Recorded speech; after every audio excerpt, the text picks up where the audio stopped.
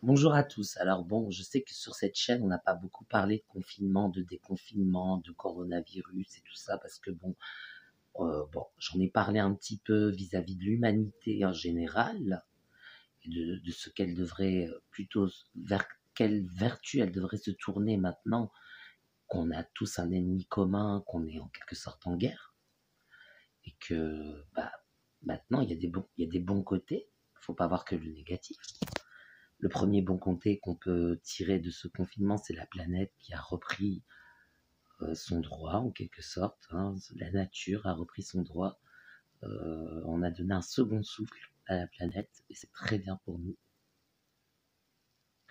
La deuxième chose, on est revenu à l'essentiel.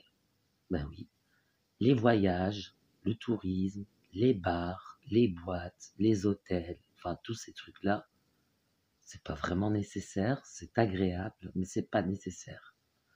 Donc on est revenu à l'essentiel. Se nourrir, se soigner, assister les autres, les aider, les soutenir, faire son sport, promener son animal de compagnie, euh, et puis faire ses démarches administratives, payer ses factures, des choses essentielles que certains ne faisaient pas, peut-être. D'autres les faisaient déjà, mais ils ont continué. Des choses essentielles. Donc en gros, le confinement, c'est une bonne leçon pour l'humanité. J'ai vu quelqu'un dire « Merci mon fils, les hommes sont en paix ». Donc peut-être le coronavirus n'est pas si négatif que ça. Je dirais pas que c'est Jésus, mais peut-être que Dieu s'est mis en colère, justement.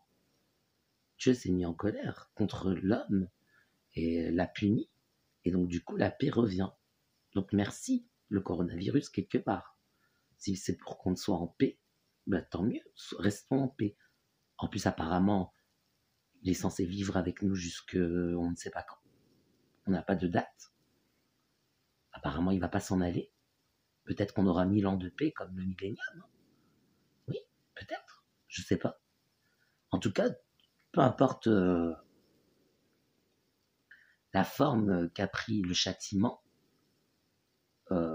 nous savons que la volonté du Père Céleste est bonne. Puis les personnes qui sont restées seules pendant le confinement,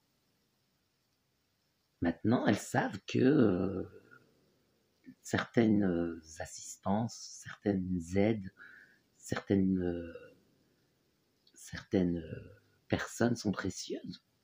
Parce que bon, je veux dire, on n'a pas tous gagné le gros lot pendant le confinement. On n'est pas tous, on travaille pas tous pour Carrefour.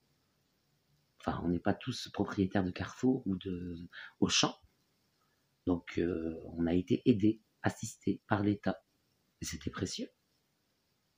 On n'avait pas le choix. Comme ça, les gens qui pensent que ceux qui ne travaillent pas sont des moins que rien alors qu'ils ne veulent rien faire, peut-être qu'ils se sont rendus compte cette fois-ci, j'espère, hein, j'espère, que parfois, il n'y avait pas d'autres possibilités que d'être assisté. Et puis, les choses non essentielles, ceux qui sont pressés de retourner dans les bars, les boîtes, les cafés, mais ceux-là n'ont rien compris à la leçon de morale qu'avait voulu nous donner le Père Céleste. Parce que, logiquement, on a vu que c'était quelque chose de non essentiel. On en est sûr. Sinon, on aurait été autorisé à continuer à le faire parce que c'était dangereux. C'est la simple bonne raison que c'était dangereux de se regrouper. Mais si on doit vivre avec le coronavirus, peut-être que nos vies vont changer. En tout cas, pour l'instant, elles changent, puisque le déconfinement a commencé. Et vous voyez bien, hein, tout n'est pas comme avant. Certains ont fermé boutique. C'est plus calme. Il y a moins de voitures. Il y a moins de travailleurs. La crise est plus grave. Donc, dans les moments graves comme ceux-là, les moments difficiles comme ceux-là, ceux qui nous accompagnent sont nos amis, nos alliés, nos amours, enfin bref, notre famille. Ceux-là sont importants Maintenant, c'est le déconfinement, on va pouvoir revoir certaines personnes qu'on n'avait pas vues avant. Oui, ça ne veut pas dire que parce qu'on ne les a pas vues pendant le confinement qu'elles ne sont pas importantes. Si, elles sont tout aussi importantes, mais il y avait des règles. Après, il y en a qui ont respecté, il y en a qui n'ont pas respecté. Ceux qui ont respecté, ils peuvent se retrouver maintenant. Ceux qui n'ont pas respecté, rien n'a changé. En tout cas, les choses essentielles reviennent. Vous savez qui est important, qui ne l'a pas trop été pendant ce confinement. C'est aussi une chose de leçon de morale. Il faut se dire aussi ce qui est. Pour les personnes qui ne respectaient pas le confinement, par exemple, si vous respectiez le confinement ou vous ne le respectiez pas, enfin bref, je veux dire, il y a eu des liens qui se sont rompus et par la force des choses, les choses sont peut-être mieux comme ça. Parce que,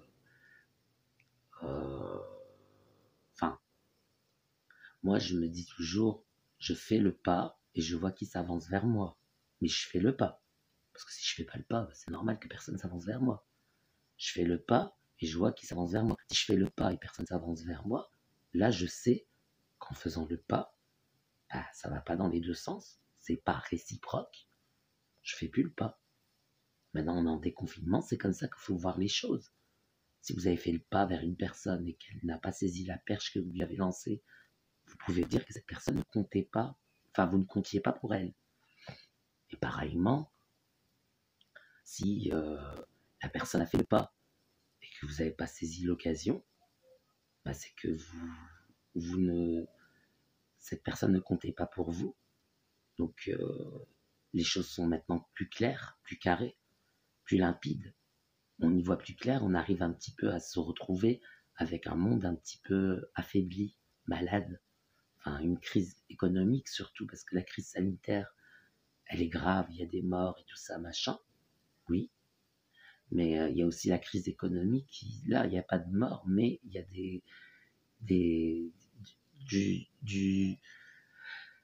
du manquement matériel. Enfin, il manque de l'argent pour beaucoup de personnes et donc du coup, subvenir à ces besoins, c'est plus compliqué. La crise est plus grave.